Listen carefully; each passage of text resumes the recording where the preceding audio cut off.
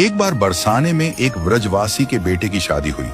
व्रजवासिन ने सबको बुलाया, पर राधा रानी को न्योता देना भूल गई। जब शादी हो गई और बहू घर में आ गई, तब उसे याद आया, हाय रे, राधा रानी को बुलाना तो भूल गई।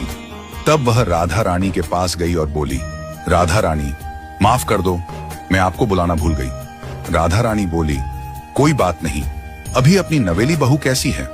व्रजवासिन बोली, अभी अपनी नई बहू को बुला कर लाती हूं। व्रजवासिन के आने से पहले ही ठाकुर जी उसके घर गए।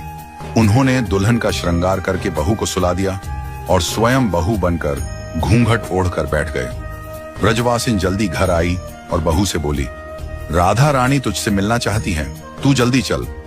कृष्ण दुल्हन के रूप में घूंघट के अंदर से बोले, राधा जी ने मुझे याद किया है, पर मैं घूंघट ओढ़कर ही जाऊंगी उनके पास। दोनों जब महल पहुंची तो सास ने बहू से कहा, ये व्रज की रानी है, राधा रानी। बहू जब किशोरी जू के पास पहुंची तो सास ने कहा, किशोरी जू के चरण स्पर्श करो और उनका आशीर्वाद लो। चरण स्पर्श की बात सुनते ही ठाकुर जी बहू रूप में पुलकित हो गए और किशोरी जू के चरणों में झुक गए। किशोरी जू ने मंगल आशीर्वाद दिया।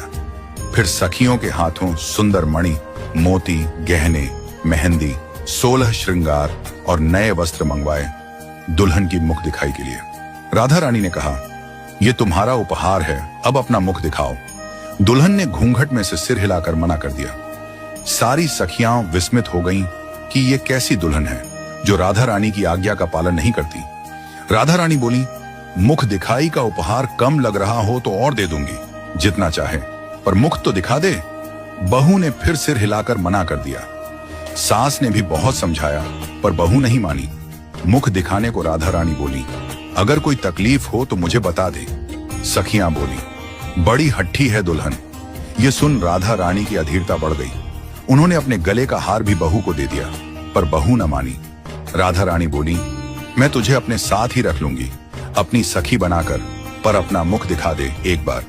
यह सुनते ही श्याम सुंदर और पुलकित हो उठे। राधा रानी ने वचन दे दिया, तुझे अपने निज महल में रख लूंगी, बस एक बार अपना मुख दिखा दे। इतना सुनते ही घूंघट के अंदर से मंद मंद मुस्कान उभर आई। सारी सखियां और मंजरियां ओढ़नी से मुख छुपाकर मुस्कुराने लगी। किशोरी जू के आनंद की सीमा नहीं रही। सभी ने नई बहू का जोरदार स्वागत किया। श्याम सुंदर लज्जा के मारे फिर से घूंघट ओढ़ ली। तब किशोरी जी नई बहू के पास गईं और उसका घूंघट थोड़ा ऊपर कर दिया। किशोरी जी बोली, ऐसी नई बहू की मुख दिखाई में मैं त्रिभुवन न्यौछावर कर दूं। श्याम सुंदर मन में बोले, आज तो जीवन सफल हो गया।